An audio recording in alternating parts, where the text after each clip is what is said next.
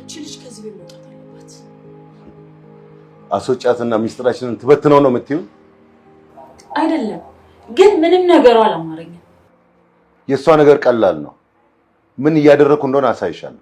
ምን እያደረክ? ነገሮችን ሳልጨርስ ማውራት አልወድም። ልጅን ለማማለል እየሞከረች። በስራ ሽርጧ ነው የምታማልለው? ቆይ ምንም አይመስልህም እንዴ? አዎ ምንም አይመስለኝም። እኔን አይንኩኝ እንጂ። ቆይ እንዴት ነው የምታስበው? ብዙ ነገር ታውቃለች እኮ። ትወቅ። በማስጠነቅቃት አስጠነቅቃታለሁ። ጥሩ እሺ። እሺ ትሁት በቃ ትጨናነቂ፣ ሌላ ቀን እናወራለን። እሺ ቢያንስ ከዚህ ውጣና እናወራለን። ሰላም ጤና ይስጥልኝ ውድና የተከበራችሁ የቻናል ቤተሰቦች በያላችሁበት ዓለም ዳርቻ ሰላማችሁ በዘት ተረፍ ይበል። ለዚህ ቻናል አዲስ ከሆናችሁ ላይክ፣ ሰብስክራይብ፣ ሼር እያደረጋችሁ ቤተሰብ እንድትሆኑ በአክብሮት እጠይቃለሁ። እንግዲህ ትሁትን ናቲ አፈቅርሻለሁ አላት። ታዲያ ትሁትም እኔ ይህን ነገር አልጠበቅኩም ትላለች በድንጋጤ። ታዲያ እንድታስቢበት እፈልጋለሁ ይላታል ናቲም። በዚህ ጊዜ መጠየቅ ወይም በዚህ ጊዜ ተገቢ ሰዓቱ ባይሆንም ተገቢ ባይሆንም ግን አፈቅርሻለሁ ደግሞ እንድታስቢበትም ጊዜ ሰጥሻለሁ ይላታል። የምሰጥሽ ጊዜ የዛሬን አዳር ነው። አዳርሽን አስቢበት። የምታስቢበትም ደግሞ እሺ ወይም እምቢ እንድትይኝ ሳይሆን እንድትረጋጊ ብዬ ነው ይላታል።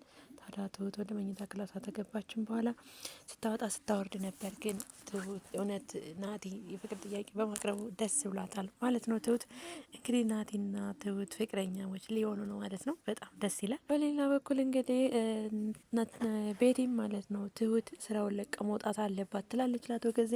አቶ ገዜ ደግሞ በዚህ ሰዓት መውጣት የለባትም በዚህ ሰዓት ትውጣ ካልሽ ሚስጥራችን በሙሉ ልትበትነው ነው ወይ? ይህን ሁሉ ሚስጥር እንደምታውቅ ያወቅሽ እንዴት ትውጣት ያለሽ ይላታል። ታዲያ ምንድነው የሚሻለው ስትለው እኔ ለሱ መፍትሄ አዘጋጃለሁ ይላታል። ምንድነው መፍትሄው ስትለው መጀመሪያ ሳይደርስ አልናገርም ስተገብረው ነው በተግባር ነው የማሳይሽ ይላታል። ስለዚህ ያስጠነቅቃታለሁ መውጣት የለባትም ይላል። ታዲያ ቤቲ ትሁት ሰላ ልጅህን አፍቅረዋለች ትለዋለች። ታዲያ ናቲ የሚያፈቅራት የኔ ልጅ በሽርጧ ነው ወይ ይላል። ታዲያ ቤቲ ምንም አይመስልም ወይ ስትለው ነበር። ታዲያ አቶ ገዜ ምንም አይመስለኝም እኔ ምን አገባኝ ብቻ እኔን አይንኩብኝ አይድረሱብኝ እንጂ እኔን አይንኩኝ እንጂ በማለትም ነበር አቶ ገዜ ሲመልስላት የነበረው። ታዲያ ቤቲ በዚህ መልስ በጣም ተበሳጭታለች ማለት ነው። ምክንያቱም አቶ ገዜ ለገንዘቡ ብላ ናቲን ደግሞ ታፈቅረውና ትወደዋለች ማለት ነው። ናቲ ግን ሊያዝላት ሊጨበጥላት ፊት ሊሰጣት ስላልሆነ ትሁትን እየወደዳት እንደሆነ ደግሞ ታውቃለች። ምክንያቱም ሁልጊዜ ስለ ትሁት ጥሩ ነገርና መልካም ነገር ያወራታል ማለት ነው። እንግዲህ ትሁትን ስታነሳበት ትሁትን ታያት ልጅቷን ታያት ስራዋን ትስራበት ብትፋቻት ጥሩ ነው ሲላትም ነበር ማለት ነው። ታዲያ ናቲም እንግዲህ አጥብቆ ጠያቂ የእናቱ ሞርት ይረዳል እንደሚባለው ትሁትን አፋጦና አስሬ እየጨቀጨቃት ኪችን እየተመላለሰ ሲጠይቃትም ነበር። በስተ መጨረሻም እናቱ በህይወት እንዳለች እና እናቱ ያለሰችበትን ክላስ እኔን ላንተ መናገር ለእኔ ከባድ ነው በማለትም በእጇ ተጠቅሟለች ማለት ነው። ታዲያ ናቲም ያን የተዘጋ ክላስ ውስጥ እንደምትኖር እናቱ አውቋል ማለት ነው።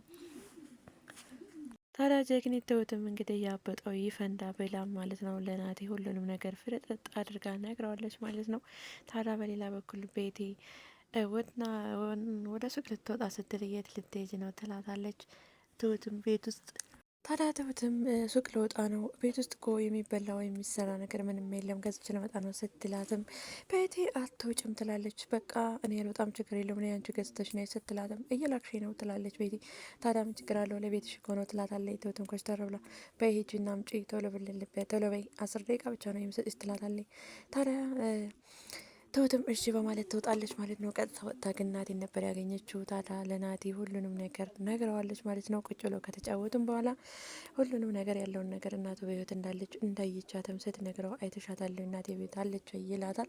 ታዲያ እሱን ሁሉ ተነገረችውም በኋላ እንግዲህ ናቲ አንድ ጥያቄ ጠይቅሻለሁ ይላታል። ምንድነው እሱም ስትለው አፈቅርሻለሁ ካየሁሽ ጀምሮ እየወደድኩሽና እያፈቀርኩሽ እየተመቸሽ ነው የመጣሽው ሲላትም ትሁት ትደነግጣለች።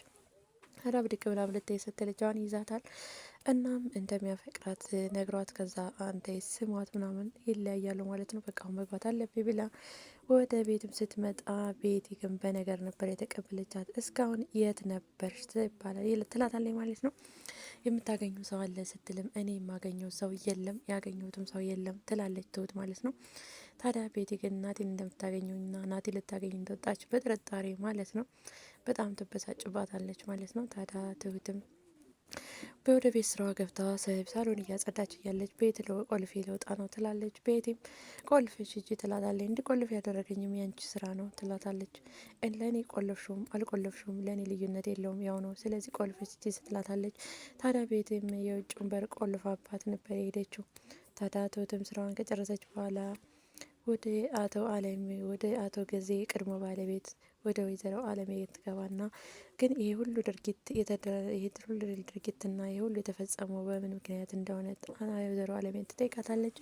ታዲያ ወይዘሮ አለሜም ስትነግራት ነበር አቶ ጊዜ ኤክስፓየር ያደረገ ወተት ለህፃናት ልሽጥ ሲል ወይዘሮ አለሜ ደግሞ አይሽጥም እኔ በቤት እያለሁ በማለትም ክርክርና ግብግብ ውስጥ ገብተው 1 ሚሊዮን 2 ሚሊዮን ወይም 20 ሚሊዮን አልከስርም ይላል አቶ ጊዜ።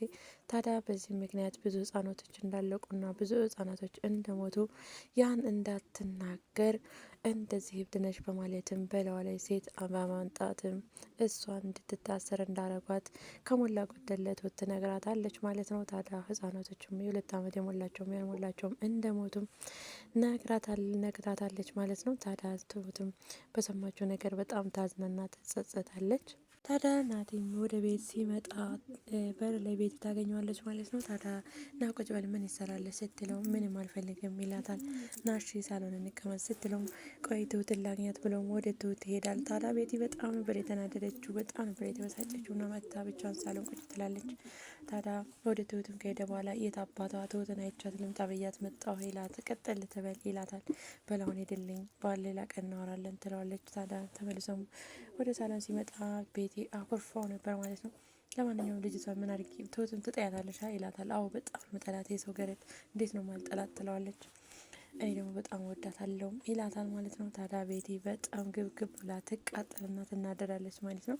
ከዚያም በኋላ ነበር ለአቶ ጊዜ ልጅህን ተወደዋለች ወይም ደግሞ ሊጣበሱ ነው ብላ እየነገረችው ማለት ነው። አቶ ጊዜ ደግሞ እኔ ላይ ያደረሱብኝ አይንኩኝ እንጂ ምን አገባኝም ሲል ነበር የመለሰላት። ታዲያ በዚህ ነበር ቤቲ በጣም ርርድብን ያለችው ማለት ነው። ታዲያ ከስራም ትውጣ ያለችውም እንድትወጣም የፈለገችው ናቲን ለምን ወደደችውና ለምን አፈቀረችው እሱም ደግሞ እሷ እንዴት ሊወዳት ቻለ በሚለው ነበረ። ከኔና ከትሁት አሁን እያለች ራሷን በምታወዳድረው አንተ የማይሆንና ልክ ነው ቅምናም ስትለውም ነበር ማለት ነው ለናቲ ማለት ነው። ታዲያ ይህ በእንዲህ እንዳለ እንግዲህ ናቲ ወደ ክችን በመምጣት ትሁትን እናቱ ያለችበትን ጠይቋታል። ሂድ ሌላ ቀን እናወራለን ስትለውም እሺ እሄዳለሁ፣ ነገር ግን እናቴ ያለችበትን ብቻ ንገረኝ ሲላትም ትሁት ይህም መናገር ለእኔ በጣም ከባድ ነው ግን በማለትም እኮ ታዲያ ሳላቅ ሳትነግሪኝ ልሂድ ማወቅ የለብኝም ሲላት በእጇ ጠቁማ እንግዲህ ያለችበትን ክላስ አሳይተዋለች ማለት ነው።